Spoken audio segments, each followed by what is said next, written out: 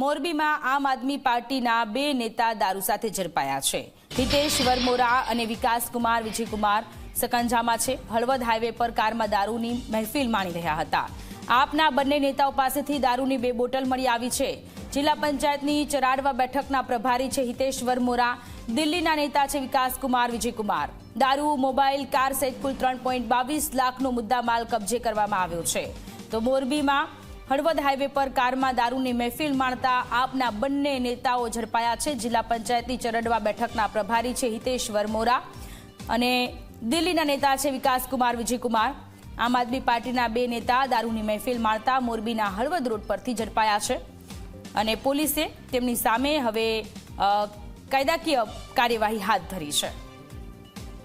હળવદમાં જ્યારે ચૂંટણીનો માહોલ ચાલી રહ્યો છે ત્યારે દારૂની પ્રવૃત્તિ નેસ્તનાબૂદ કરવા માટે હળવદ પોલીસ સક્રિય હતી। દરમિયાનમાં હળવદ પોલીસ ઇન્સ્પેક્ટર શ્રી અને એના સ્ટાફને હળવદના હાઈવે રોડ ઉપર પેટ્રોલિંગ દરમિયાન એક કારમાં આમ આદમી પાર્ટીના બે નેતાઓ દારૂની મહેફિલ મારતા મળી આવ્યા હતા, જેમના નામ છે વિકાસકુમાર વિજયકુમાર, જેઓ દિલ્હીના રહેવાસી છે, અને સાથે હિતેશ મનસુખભાઈ વરમોરા, જે હળવદના રહેવાસી છે।